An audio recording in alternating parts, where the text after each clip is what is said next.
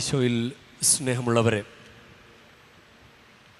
ഇപ്പോൾ മത്തായിയുടെ സുവിശേഷത്തിൽ നിന്ന് വായിച്ചു കേട്ട വചനം 7-ാം അധ്യായം മത്തായി 7:21, കർത്താവേ കർത്താവേ എന്ന് വിളിച്ചപേക്ഷിക്കുന്നവനല്ല, സ്വർഗസ്ഥനായ പിതാവിന് ഇഷ്ടം നിറവേറ്റുന്നവനാണ് സ്വർഗരാജ്യത്തിൽ പ്രവേശിക്കുക.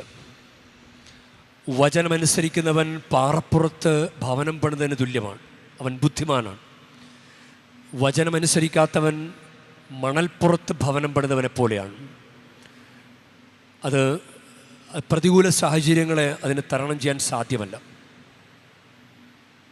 നമ്മൾ അബ്രാഹത്തിൻ്റെ കഥയുമായിട്ട് ബന്ധപ്പെടുത്തി നമ്മൾ ചിന്തിക്കുമ്പോഴും അബ്രാഹാം അനുസരണത്തിൻ്റെ പിതാവാണ് യഥാർത്ഥത്തിൽ. ഉൽപ്പത്തിയുടെ 22-ാം അധ്യായം എത്തുമ്പോൾ തൻ്റെ ഏകമകൻ ഇസ്ഹാക്കിനെ ബലിയർപ്പിക്കാൻ പറഞ്ഞത്, അത് ദൈവം ഒന്ന് പരീക്ഷിച്ച് നോക്കിയതാണ്, ഇവനെ അനുസരിക്കുമോ. അപ്പം അതിന് മുന്നൊക്കെ പരാജയപ്പെട്ടിട്ടുണ്ട് അബ്രഹാം പരാജയപ്പെട്ട സംഭവമാണ് ഇന്ന് വായിച്ചു കേൾക്കുന്നത്. പക്ഷേ 22-ാം അധ്യായത്തിൽ അബ്രഹാം വിജയിച്ചു. കുട്ടിയുടെ മേൽ കൈവയ്ക്കരുത് എന്ന് പറഞ്ഞ് ദൈവം തന്നെ അത് ഇടപെട്ട് സോൾവ് ചെയ്ത് കൊടുത്തു. അബ്രഹാം വിശ്വാസികളുടെ പിതാവായി മാറി, അബ്രഹാം അനുസരണത്തിൻ്റെ പിതാവായി മാറി. അപ്പം അതിനു മുൻപ് അനുസരണക്കേട് ഉണ്ടായിട്ടുണ്ട്. അബ്രഹാത്തിൻ്റെ കുറ്റമൊന്നുമല്ല പലതും, അബ്രഹാത്തിൻ്റെ കുറ്റമൊന്നുമല്ല, സാഹചര്യങ്ങളാണ് അങ്ങനെ ആക്കിയത്. ചില അശ്രദ്ധകൾ, ചിലരുടെ ഉപദേശങ്ങൾ കേട്ടുപോയത്, അതൊക്കെയാണ് അബ്രഹാത്തിൻ്റെ അനുസരണക്കേടിന് കാരണം. അബ്രഹാം ദൈവത്തെ അനുസരിച്ച് ഇറങ്ങിത്തിരിച്ച ആൾ തന്നെയാണ്.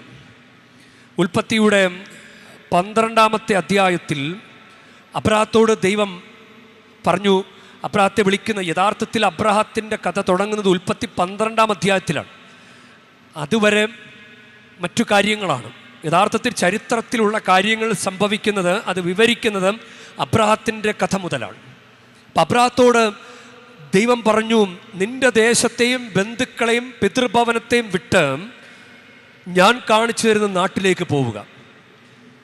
അത് ചെയ്താൽ നിന്നെ ഞാൻ അനുഗ്രഹമാക്കും, നിന്നെ ഞാൻ അനുഗ്രഹിക്കും എന്ന് ദൈവം പറഞ്ഞു.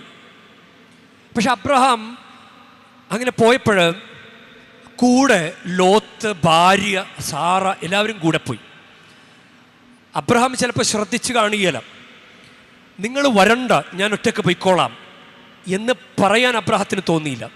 നമ്മളും ചിലപ്പോൾ ചില കാര്യങ്ങൾ വാശി പിടിക്കുമ്പോഴും ഞാനും വരുന്നു എങ്കിൽ നീ പോര് എന്ന് പറഞ്ഞ് കൂടെ കൂട്ടി ചിലപ്പോൾ പ്രശ്നമാകാറുണ്ട്. ഒന്നും നടക്കാതെ പോവും, പോയ കാര്യമൊന്നും നടക്കാതെ പോവും. അപ്പോൾ അബ്രഹാത്തോട് ദൈവം പറഞ്ഞത് ഉൽപ്പത്തി 12:4 അത് നിന്നെ ഞാൻ അനുഗ്രഹിക്കും. അപ്പോൾ കർത്താവ് കൽപ്പിച്ചതിനനുസരിച്ച് അബ്രഹാം പുറപ്പെടുക എന്ന് പറഞ്ഞു. പുറപ്പെട്ടു. പക്ഷെ കൂടെ ചില ആളുകൾ അങ്ങ് കൂടെ ചേർന്നു. അബ്രഹാം അത് ശ്രദ്ധിച്ചില്ല. അതാണ് അവിടെ പിന്നെ ദൈവം സംസാരിക്കുന്നില്ല. ദൈവം പിന്നെ സംസാരിക്കുന്നത് ഉൽപ്പത്തി 13:14 അബ്രഹാം ലോത്തിൽ നിന്ന് വേർപെട്ടതിന് ശേഷം കർത്താവ് അബ്രഹാമിനോട് പറഞ്ഞു, നീ തല ഉയർത്തി കിഴക്കോട്ടും പടിഞ്ഞാറോട്ടും തെക്കോട്ടും വടക്കോട്ടും നോക്കുക. നീ കാണുന്ന പ്രദേശമെല്ലാം നിനക്കും നിൻ്റെ സന്താന പരമ്പരകൾക്കും എന്നേക്കുമായി ഞാൻ തരും. അപ്പോഴാണ് ദൈവം സംസാരിക്കുന്നത്. അപ്പം അതിനു മുൻപ് ദൈവത്തിന് സംസാരിക്കാൻ പറ്റാത്ത തടസ്സങ്ങൾ അബ്രഹാം തന്നെ ഉണ്ടാക്കി വെച്ചു. അങ്ങനെ അബ്രഹാം ഇങ്ങനെ പോയി അത് നെഗേബിലെത്തി. നെഗേബിൽ അവിടെ ബലിപീഠമൊക്കെ പണിത് ബലിയർപ്പിച്ചതാണ്. ഓരോ സ്ഥലത്തുകൂടെ അങ്ങനെ പോയി അങ്ങനെ ചെയ്തതാണ്. അപ്പോൾ അവിടെ നെഗേബിൽ അവർക്ക് ക്ഷാമമുണ്ടായപ്പോൾ അബ്രഹാം പോയത് പിന്നെ ഈജിപ്തിലേക്കാണ്. കണ്ണിക്കണ്ട ദേശത്തേക്ക് പോയി, അങ്ങനെ വേണമെങ്കിൽ പറയാം. ഈജിപ്തിലേക്ക് പോയി. ഈജിപ്തിൽ പോയത് പൊല്ലാപ്പായി. ഈജിപ്തിലെ രാജാവ് ഫറവോ തൻ്റെ ഭാര്യ ഭയങ്കര സുന്ദരിയ സാറ.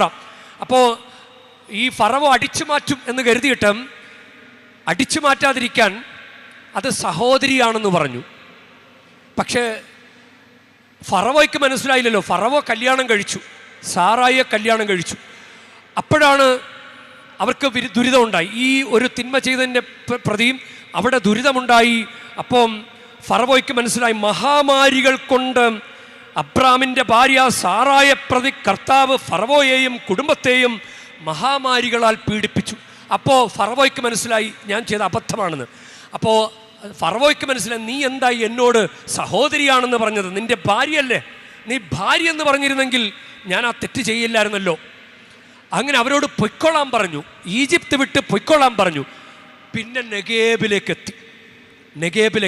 ഇന്ന് നിങ്ങൾ ശ്രദ്ധിച്ചോ, അബ്രാത്തിൻ്റെ ഭാര്യ സാറായിൽ കുട്ടിയുണ്ടായില്ല. അവൾക്ക് ഹാഗാർ എന്ന് പേരുള്ള ഒരു ഈജിപ്തുകാരി ദാസി ഹാഗാർ. ഈ ഈജിപ്തുകാരി എങ്ങനെ കൂടെ ചേർന്നതാ? ഈജിപ്തിൽ പോയത് കൊണ്ടല്ലേ. കാനാൻ ദേശം ഒരു ദേശം ലക്ഷ്യമാക്കി പോകുമ്പോൾ നെഗേബിലെത്തി. നെഗേബിലെ ക്ഷാമം കാരണം അബ്രഹാം കണ്ട ഒരു ദേശത്തേക്ക് പോയി. അബ്രഹാം തന്നെ ദൈവഹിതമല്ലാത്തൊരു സൊല്യൂഷൻ കണ്ടെത്താൻ നോക്കി. അവിടെ കൂടെ പോകുന്ന പെണ്ണാണ് ഹാഗാർ. ഒന്നോർത്ത് നോക്കിയേ, ഹാഗാർ. അബ്രഹാത്തോട് ദൈവം പറഞ്ഞിട്ടുള്ളതാണ്, നിന്നെ ഞാൻ അനുഗ്രഹിക്കും. അപ്പോൾ ഒന്ന് ലോത്തിനെ കൂടെ കൂട്ടിയതാണ്, ലോത്ത് സാറയൊക്കെ കൂടെ കൂട്ടിയതാണ്. ലോത്തിനോട് ഉൽപ്പത്തി 13:9 നീ എന്നെ പിരിഞ്ഞു പൊക്കോ, നമുക്കിത് പറ്റില്ല. കാരണം ഒന്ന് സ്ഥലം തികയുന്നില്ല. ലോത്തിനും കുറേ സ്വത്ത്, അബ്രഹാത്തിനും കുറേ സ്വത്ത്, രണ്ടുപേർക്ക് സ്ഥലം തികയുന്നില്ല. അതൊരു കാര്യം.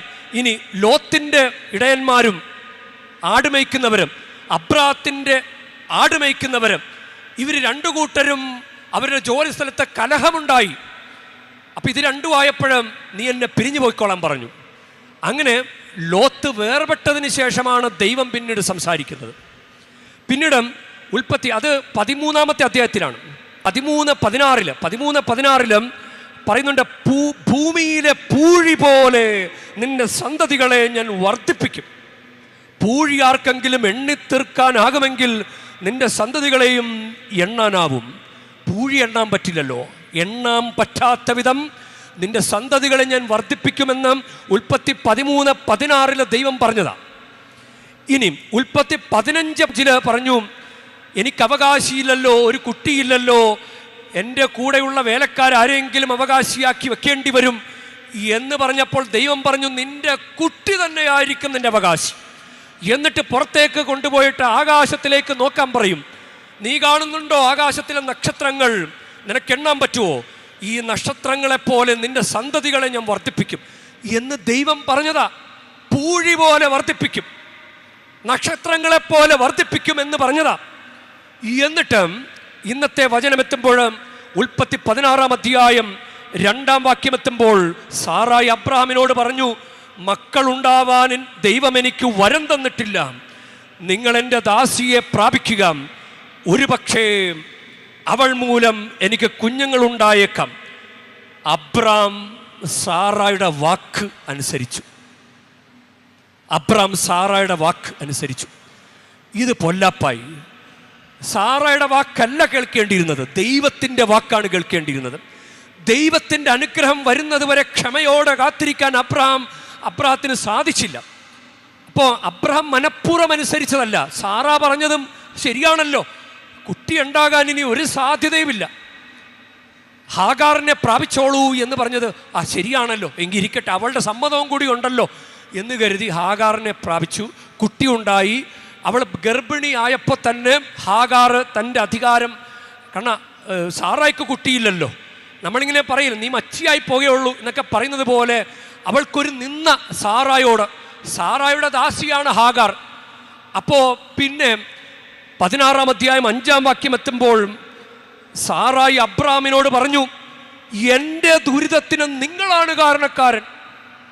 ഒന്ന് ഓർത്ത് വയ്ക്കുക, വന്ധ്യയായി പോയ സാറ, കുഞ്ഞുങ്ങളെ ജനിപ്പിക്കാൻ ശാരീരികമായി കഴിവില്ലാത്ത സാറ. അബ്രാത്തിന് കുഴപ്പമില്ല, പക്ഷെ ഇപ്പോൾ ഉണ്ടായ ദുരിതത്തിന് കാരണം സാറ തന്നെയാ. എന്നിട്ട് സാറ പറയാണ്, നിങ്ങളാണ് എൻ്റെ ദുരിതത്തിന് കാരണം. അബ്രാഹത്തിന് വല്ല കാര്യമുണ്ടായിരുന്നു. നമ്മളിങ്ങനെ അനുദിന ജീവിതത്തിൽ ഓരോ കാര്യങ്ങൾ എടുത്ത് നോക്കിക്കഴിഞ്ഞാൽ ഇങ്ങനെ കെണിയിൽ പെട്ടുപോയ സംഭവങ്ങളുണ്ട്. ഒരു കല്യാണാലോചന വന്നു കഴിഞ്ഞാൽ ഏതെങ്കിലും ഒരു പാർട്ട്ണർ, ഏതെങ്കിലും ഒരു ആണും പെണ്ണിൻ്റെ വീട്ടുകാരുണ്ടല്ലോ, ഏതെങ്കിലും ഒരു വീട്ടുകാർ കല്യാണം നടത്താൻ ധൃതി കൂട്ടിയിട്ടുണ്ടെങ്കിൽ നിങ്ങൾ വിചാരിച്ചോ കുഴപ്പമുണ്ട്. എങ്ങനെയെങ്കിലും ഒന്നും ആരും അറിയാതെ, കുഴപ്പങ്ങളൊന്നും അറിയാതെ ആ കല്യാണം നടന്നു പോകാൻ വേണ്ടി കാട്ടിക്കൂട്ടുന്ന ധൃതിയാണത്. ഇവിടെ സാറായുടെ ഉപദേശം പോലെ അങ്ങനെ ചില സാഹചര്യങ്ങൾ, അശ്രദ്ധ, മറ്റു പലരുടെ ഉപദേശം വേണം, പക്ഷേ ഉപദേശം ആരുടെ അടുക്കൽ നിന്ന് സ്വീകരിക്കണമെന്ന് നമ്മൾ ചിന്തിക്കണം. ഇപ്പോഴും വീടുകളിലൊക്കെ അമ്മ പറഞ്ഞതുപോലെ ചെയ്തു, അപ്പം പറഞ്ഞ പോലെ ചെയ്തു എന്നൊക്കെ പറഞ്ഞ് കെണിയിലായി പോയിട്ടുള്ള ആളുകളുണ്ട്. ചിലപ്പോൾ ചില മക്കൾ പറഞ്ഞതുപോലെ കെട്ടിച്ചു വിട്ട പെണ്ണുങ്ങൾ വന്ന് വീട്ടിൽ വന്നിട്ട് അധികാരം പുലർത്തി ആ പെണ്ണുങ്ങൾ പറഞ്ഞ പോലെ വീട്ടിൽ കാര്യങ്ങൾ നടത്തുന്ന കുടുംബങ്ങളുണ്ട്. വല്ല കാര്യമുണ്ടോ? പെണ്ണുങ്ങളെ കെട്ടിച്ചു വിട്ടതല്ലേ, എന്നിട്ട് ആ പെണ്ണുങ്ങൾ ഉപദേശം സ്വീകരിക്കുന്നത് എന്തിനാ? അങ്ങനെ കെണിയിൽപ്പെട്ടുപോയ കാര്യങ്ങളുണ്ട്. ഇതുകൊണ്ട് അനുസരണം എന്ന് പറഞ്ഞു കഴിഞ്ഞാൽ പക്ക അനുസരണം അത് തന്നെ വേണം. ദൈവം പറഞ്ഞത് അനുസരിച്ചിരുന്നെങ്കിൽ അബ്രഹാത്തിന് ഈ കുഴപ്പം വരികയില്ലായിരുന്നു. ദൈവം പറയുന്നതനുസരിക്കണം, ദൈവം പറയുന്നതനുസരിക്കണം. അപ്പോൾ ദൈവം എങ്ങനെ സംസാരിക്കും? ദൈവം സംസാരിക്കുന്നത് മനസ്സിലാക്കാൻ സ്വസ്ഥതയിലിരിക്കണം. എപ്പോഴും ബഹളത്തിലായാൽ ദൈവസ്വരം എങ്ങനെ കേൾക്കാനാണ്? ദൈവസ്വരം കേൾക്കാൻ പറ്റില്ല. നമ്മൾ സ്വസ്ഥതയിലിരിക്കണം, ബഹളത്തിലായിരിക്കരുത്. ഏതെങ്കിലും ഒരു 5 മിനിറ്റെങ്കിലും ദിവസം കർത്താവിൻ്റെ മുമ്പിലോ എവിടെയെങ്കിലും ഒന്ന് സ്വസ്ഥമായിട്ടിരുന്ന് കഴിഞ്ഞാൽ നമുക്ക് തെറ്റും ശരിയും ദൈവം തന്നെ വെളിപ്പെടുത്തി തരും. അപ്പോൾ നമ്മൾ അങ്ങനെ ഒരു കാര്യമുണ്ട്. മറിയത്തിൻ്റെ കാര്യം ഓർത്ത് നോക്കിക്കാം. മറിയത്തിന് വേണമെങ്കിൽ പിന്നോട്ട് പോകാമായിരുന്നല്ലോ. ഇതാ കർത്താവിൻ്റെ ദാസി, നിന്റെ വാക്ക് എന്നെ നിറവേറട്ടെ. യൗസേപ്പിതാവിൻ്റെ കാര്യം എടുത്തു കഴിഞ്ഞാൽ യൗസേപ്പിതാവ് ഈ മറിയത്തെ ഉപേക്ഷിക്കാൻ തീരുമാനിച്ചുകൊണ്ടിരിക്കുമ്പോൾ കർത്താവിൻ്റെ ദൂതൻ വന്ന് നിർദ്ദേശങ്ങൾ കൊടുത്തു. അത് മത്തായിയുടെ സുവിശേഷം 1-ാം അധ്യായം 24-ാം വാക്യത്തിൽ യൗസേപ്പിതാവ് കർത്താവിൻ്റെ ദൂതൻ പറഞ്ഞതുപോലെ അനുസരിച്ചു. കർത്താവിൻ്റെ ദൂതൻ പറഞ്ഞതുപോലെ അനുസരിച്ചു. ഈശോയുടെ ക്വാളിറ്റി അനുസരണം തന്നെയാണ്. ഈശോ മരണം വരെ, കുരിശു മരണം വരെ അനുസരണമുള്ളവനായി തീർന്നു. ചില യുവതിയുവാക്കളൊക്കെ അമ്മ അപ്പൊക്കെ പറയുന്നത് കേൾക്കണം. അമ്മ പറഞ്ഞത് കേട്ടാൽ മതിയായിരുന്നു അമ്മ, ഞാൻ പെട്ടുപോയ അമ്മ എന്നൊന്ന് സഹായിക്കമ്മ എന്ന് പറഞ്ഞ് നിലവിളിക്കുന്ന എത്രയോ മക്കളുണ്ട്. ആ ധൂർത്തപുത്രൻ അപ്പം പറഞ്ഞത് കേട്ടാൽ മതിയായിരുന്നു, മോനെ പോകല്ലേടാ മകനെ എന്ന് പറഞ്ഞത് കേട്ടാൽ മതിയായിരുന്നു. പന്നിക്കൂട്ടി കിടക്കുമ്പോൾ ആരുണ്ട് സഹായിക്കാൻ? ഈ അപ്പം തന്നെ പ്രാർത്ഥിച്ചിട്ടുണ്ടാകുള്ളൂ, എൻ്റെ മകനെ തിരിച്ചു കൊണ്ടുവരണേ ദൈവമേ, എൻ്റെ മകനെ തിരിച്ചു കൊണ്ടുവരണമേ എന്ന് അപ്പൻ പ്രാർത്ഥിച്ചതിൻ്റെ പ്രതിയായിരിക്കാം പരിശുദ്ധാത്മാവ് ആ ധൂർത്തപുത്രനെ പന്നിക്കൂട്ടിൽ പ്രേരണ കൊടുത്തു, വീട്ടിൽ പോകാൻ പറഞ്ഞു. പന്നിക്കൂട്ടിൽ ആരാ ഉപദേശിക്കുക? നീ വീട്ടിൽ പോ, നിന്റെ വീട്ടിൽ സ്വസ്ഥതയുണ്ടാകും എന്ന് പറയാൻ ആരുണ്ട്? നമ്മൾ ആടുജീവിതം എന്ന സിനിമ കണ്ടില്ലേ? ആ കഥാപാത്രത്തെ അവിടെ ആരാണ് രക്ഷിക്കാനുള്ളത്? ഉള്ളിലുള്ളൊരു പവറാണ് ഇനിയുള്ളത്, ഉള്ളിലുള്ളൊരു മനക്കരുത്ത്. നീ മാമോദീസയിലൂടെ, കുംഭസാരത്തിലൂടെ, കുർബാന സ്വീകരണത്തിലൂടെ, വിശുദ്ധ വിവാഹത്തിലൂടെ നിനക്കൊരു പവർ ദൈവം തന്നിട്ടില്ലേ? നിനക്കൊരു ആത്മീയ ശക്തി നിനക്ക് തന്നിട്ടില്ലേ? നമ്മിൽ പ്രവർത്തിക്കുന്ന ശക്തിയാൽ, എഫെസ്യർ 3:20, നമ്മിൽ പ്രവർത്തിക്കുന്ന ശക്തിയാൽ നാം ആഗ്രഹിക്കുന്നതിലും ചോദിക്കുന്നതിലും വളരെ കൂടുതൽ ചെയ്തു തരാൻ അവിടത്തേക്ക് കഴിയും. അപ്പോൾ ഒരു ശക്തിയുണ്ട്, നമ്മിൽ പ്രവർത്തിക്കുന്ന ഒരു ശക്തിയുണ്ട്. മറിയത്തിൻ്റെ ഉള്ളിലുള്ള ശക്തി എന്താ? പരിശുദ്ധാത്മാവ് മറിയത്തെ കൊണ്ട് പറയിപ്പിച്ചത് എന്താ? ഇതാ കർത്താവിൻ്റെ ദാസി എന്ന് പറയിപ്പിച്ചത് പരിശുദ്ധാത്മാവാണ്. മറിയത്തിന് ആരെങ്കിലും പറഞ്ഞു കൊടുത്തതാണോ? നീ കർത്താവിൻ്റെ ദാസി എന്ന് പറയണം എന്ന് പറഞ്ഞു കൊടുത്തോ? ഉള്ളിലൊരു ശക്തിയുണ്ട്. അപ്പോൾ വേറെ ആരും കേൾക്കാൻ പോകരുത്. നമ്മൾ ശ്രദ്ധിക്കേണ്ട ഒരു മേഖലയാണിത്. ഈശോയെക്കുറിച്ച് മറ്റൊരു വചനം പറയുന്നത് ഹെബ്രായ 5:8, അവൻ പുത്രനായിരുന്നിട്ടും സഹനത്തിലൂടെ അനുസരണം ശീലമാക്കി. ഇപ്പൊ നെഗേബില് ക്ഷാമമുണ്ടായി. എന്തിന് ഈജിപ്തിലേക്ക് പോയി? നിനക്ക് നിന്റെ ജീവിതത്തിൽ ഇപ്പോഴും ദുരിതമൊക്കെ ഉണ്ടല്ലോ, കഷ്ടപ്പാടുണ്ടല്ലോ, കുഞ്ഞുങ്ങളില്ലാത്ത അവസ്ഥകളുണ്ടല്ലോ, ജോലിയില്ലായ്മയുണ്ടല്ലോ, രോഗങ്ങളുണ്ടല്ലോ. നിനക്ക് ഇട്ടിട്ട് പോകാൻ പറ്റുമോ? നിന്റെ ജീവിത പങ്കാളി നിന്നെ സ്നേഹിക്കുന്നില്ലെന്ന് കരുതി നീ അവിഹിത ബന്ധങ്ങൾ പുലർത്താമോ? നിന്റെ ജീവിത പങ്കാളി നിന്നെ സ്നേഹിക്കാത്തത് നിന്റെ സഹനമല്ലേ? ഈശോ എന്താ പറഞ്ഞത്? എന്നെ അനുഗമിക്കാൻ ആഗ്രഹിക്കുന്നവൻ സ്വയം പരിത്യജിച്ച് തൻ്റെ കുരിശും വഹിച്ചുകൊണ്ട് എൻ്റെ പിന്നാലെ വരട്ടെ. ആ ക്ഷാമമെന്ന കുരിശ്, സഹനം, അത് ഏറ്റെടുക്കാൻ അബ്രഹാം തയ്യാറായില്ല. അതുകൊണ്ടാണ് ഈജിപ്തിലേക്ക് പോയത്. ഈജിപ്തിലെ ഫറവോയുടെ മീതെ കുറെ പൊല്ലപ്പ്. അവിടുന്ന് ഹാഗാറിനെ കൂട്ടിക്കൊണ്ടുവന്നു. ഹാഗാർ പറഞ്ഞ കേട്ടിട്ട് പിന്നെ ഇങ്ങനെയായി. ഒന്ന് ഓർത്ത് നോക്കിയേ, എങ്ങനെയാണ് ഓരോ കെണികൾ വന്ന്, വള്ളികൾ വന്ന് ചുറ്റിക്കൂടുന്നത് എന്ന് മനസ്സിലായില്ലേ? ജീവിതത്തിൽ അങ്ങനെ സംഭവിക്കും. അതുകൊണ്ട് വളരെ ശ്രദ്ധയോടുകൂടി പോകണം. ശ്രദ്ധയോടുകൂടി. നമുക്ക് നല്ല ഉപദേശം നൽകാത്ത ആളുകളുമുണ്ട്. നമ്മൾ രക്ഷപ്പെടരുത്, നമ്മൾ വളരരുത് എന്ന് കരുതി നമുക്ക് കുനിഷ്ഠ ഉപദേശം പറഞ്ഞു തരുന്ന ആളുകളും നമ്മുടെ കൂടെ ഉണ്ടാവും. നമ്മൾ വിചാരിക്കും നല്ലവരാണെന്ന് വിചാരിക്കും. അപ്പോൾ നമ്മൾ എല്ലാ ഉപദേശവും സ്വീകരിക്കാൻ പാടില്ല, എല്ലാ ഉപദേശവും സ്വീകരിക്കാൻ പാടില്ല. അതുകൊണ്ട് വിളിച്ച് കളിയാക്കുന്നവനല്ല ദൈവം. അബ്രഹാത്തെ വിളിച്ചിട്ടുണ്ടെങ്കിൽ നിനക്ക് നിന്റെ സന്തതി പരമ്പര ഞാൻ വർദ്ധിപ്പിക്കും എന്ന് ദൈവം പറഞ്ഞിട്ടുണ്ടെങ്കിൽ അങ്ങനെ വിളിച്ച് കളിയാക്കുന്നവനല്ല ദൈവം. നിനക്കൊരു കൊച്ചിനെ തരാൻ വേണ്ടിയിട്ടാണ് നിനക്ക് കുടുംബജീവിതം തന്നിരിക്കുന്നത്, അല്ലാതെ നിന്നെ വിളിച്ച് കളിയാക്കാൻ വേണ്ടിയിട്ടല്ല. ഒരു കുടുംബം പോയിട്ട് അവര് അങ്ങനെ മരത്തിൽ കൊണ്ടുപോയി ആ ചരട് കെട്ടി. അതൊരു തെറ്റായ ഉപദേശമാണ് കേട്ടോ. സാറാമാരുടെ ഉപദേശം കേൾക്കരുത്. കുറേ സാറാമാർ വഴിയരികിൽ കാണും, അത് ചെയ്യ് ഇത് ചെയ്യ് എന്ന് പറഞ്ഞ് സാറാമാർ ഉപദേശിക്കും. അത് കെണിയിലായിപ്പോവും. അങ്ങനെ അവരെ മരത്തിൽ കൊണ്ട് ആ തൊട്ടിൽ കെട്ടി, എന്നിട്ട് മരത്തെ വണങ്ങുന്നു ഞാൻ കാണുകയാണ്. എനിക്ക് ചിരി വരികയായിരുന്നു. മരത്തെ കുമ്പിട്ട് വണങ്ങുന്നു, തൊട്ടിൽ വളരെ ഭവ്യതയോടെ കെട്ടി. അതുപോലെ കുർബാന സ്വീകരിച്ചിരുന്നെങ്കിൽ എന്നിട്ട് വണങ്ങുന്നു. അപ്പൊ പറയാണ് കർത്താവായ യേശു കുരിശിൽ മരിച്ചത് നമ്മളെ രക്ഷിക്കാൻ വേണ്ടിയിട്ടാണ് എന്നറിയാം, ഞങ്ങളുടെ ഒരു മനസമാധാനത്തിന് വേണ്ടിയിട്ടാണ് ഇതുകൊണ്ട് കെട്ടുന്നത്, ഞങ്ങളുടെ ഒരു മനസമാധാനത്തിന് വേണ്ടിയിട്ടാണ്. അബ്രഹാം സാറായുടെ ഉപദേശം കേട്ടത് മനസമാധാനത്തിന് വേണ്ടിയായിരുന്നു. എന്നിട്ട് എന്തായി? സാറ തന്നെ കുറ്റപ്പെടുത്തില്ല, നിങ്ങളാണ് എൻ്റെ ദുരിതത്തിന് കാരണം. മനസമാധാനത്തിന് വേണ്ടി ചെയ്യല്ലേ, ദൈവാനുഗ്രഹത്തിന് വേണ്ടി കാര്യങ്ങൾ ചെയ്യൂ. ദൈവാനുഗ്രഹത്തിന് വേണ്ടി, നമ്മുടെ സാറ്റിസ്ഫാക്ഷന് വേണ്ടിയിട്ടല്ല. ഇപ്പൊ കുഞ്ഞുങ്ങളില്ലാത്ത ആളുകൾ ഈ കൂട്ടത്തിലുണ്ടെങ്കിൽ നമ്മളെ ദൈവം ചതിക്കില്ല. വിവാഹ ജീവൻ തന്നിട്ടുണ്ടെങ്കിൽ കുഞ്ഞുങ്ങളെയും തരും. കാരണം സൃഷ്ടികർമ്മം ചെയ്യേണ്ടത് ദൈവത്തിൻ്റെ ആവശ്യമാണ്. കല്ലിനോടും മണ്ണിനോടുമല്ലല്ലോ കുഞ്ഞുങ്ങളാകാൻ പറയുന്നത്. മനുഷ്യരെ വേണ്ടേ ദൈവത്തിന് സൃഷ്ടികർമ്മം തുടരാൻ? അപ്പോൾ കുഞ്ഞുങ്ങൾ ഉണ്ടാകാത്തതിൻ്റെ കാരണം ചിലപ്പോൾ ശരീരം നമ്മൾ സൂക്ഷിക്കാത്തത് കൊണ്ടാകാം, ശരീരത്തിൽ തെറ്റുകൾ ചെയ്യുന്നത് കൊണ്ടാകാം. ചില ആളുകളുടെ ശരീരം കിട്ടുന്നതെല്ലാം വാരിക്കഴിച്ച് ഭക്ഷിച്ച് ശരീരം ഇങ്ങനെ ചൂടായിപ്പോയി. എന്നും ചിക്കൻ, എന്നും ബീഫ്, എന്നും ഷെൽഫിഷസ്, കക്ക, ഞണ്ട്, ചെമ്മീൻ, കരിമീൻ, അയില, ഇങ്ങനെ ഇതൊക്കെ തന്നെ എന്നും കഴിച്ച ശരീരം ചൂടാകും. ചൂടായാൽ ഈ പ്രോസസ്സ് ഒന്നും നടക്കില്ല. അപ്പോൾ ദൈവമാണോ കുഞ്ഞിനെ തരാതിരിക്കുന്നത്? ദൈവം വിളിച്ച് കളിയാക്കുന്നവനല്ല, ദൈവം പറഞ്ഞതാ. ഈ തിരുഹൃദയ മാസത്തിൽ ഞാൻ നിങ്ങൾ അനുഗ്രഹിക്കും, നിങ്ങൾ എൻ്റെ രൂപം വെച്ച് പ്രാർത്ഥിക്ക് എന്ന് പറഞ്ഞിട്ടുണ്ടെങ്കിൽ, മറിയത്തോട് പറഞ്ഞിട്ടുണ്ടെങ്കിൽ ദൈവം അനുഗ്രഹിക്കുക തന്നെ ചെയ്യും. ഒരു ധ്യാനകേന്ദ്രത്തിൽ നിറയെ തിരുഹൃദയത്തിൻ്റെ ഫോട്ടോയാണ്. കാരണം ആ ധ്യാനഗുരുവിന് കിട്ടിയിരിക്കുന്ന ബോധ്യം തിരുഹൃദയത്തിൻ്റെ ഫോട്ടോ വെച്ച് കഴിഞ്ഞാൽ അനുഗ്രഹം ഉണ്ടാവും. ആ ധ്യാനകേന്ദ്രത്തിൻ്റെ അനുഗ്രഹത്തിനും അഭിഷേകത്തിനും കാരണം തിരുഹൃദയ ഭക്തിയാണെന്ന് ആ ധ്യാനഗുരു തന്നെ സമർത്ഥിക്കുന്നു. എത്രയോ വാഗ്ദാനങ്ങൾ ദൈവം നമുക്ക് തന്നു, നമുക്കതൊന്നും ഒരു വിലയില്ല. വഴിക്കൂടി പോകുന്നവർ പറയുന്നതാണ് നമ്മുടെ വില.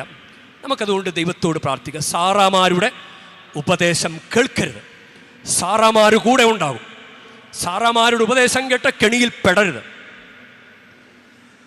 ജീവനേ തന്ന സ്നേഹമേ, നീ മാത്രം വഴിയും സത്യവും. ജീവനേ തന്ന സ്നേഹമേ, നീ മാത്രം വഴിയും സത്യവും. സർവം നന്മയ്ക്കായി മാറ്റുന്ന നീ മാത്രം നിത്യം പരിശുദ്ധൻ. സർവം നന്മയ്ക്കായി മാറ്റുന്ന നീ മാത്രം നിത്യം പരിശുദ്ധൻ. യേശുവേ നിന്നെ കാണണം, യേശുവേ നിന്നെ കേൾക്കണം, യേശുവേ നിന്നിൽ അലിയണം, യേശുവേ എന്നിൽ നിറയണം. പരിശുദ്ധമ്മേ, ഞങ്ങൾക്ക് വേണ്ടി പ്രത്യേകം പ്രാർത്ഥിക്കണമേ. തെറ്റായ ഉപദേശങ്ങൾ കേട്ട് ജീവിതം വഴിമുട്ടിപ്പോകാതിരിക്കാൻ, ജീവിതം കെണിയിലകപ്പെടാതിരിക്കാൻ പരിശുദ്ധമ്മേ ഞങ്ങൾക്ക് വേണ്ടി പ്രാർത്ഥിക്കണമേ. ആമേൻ.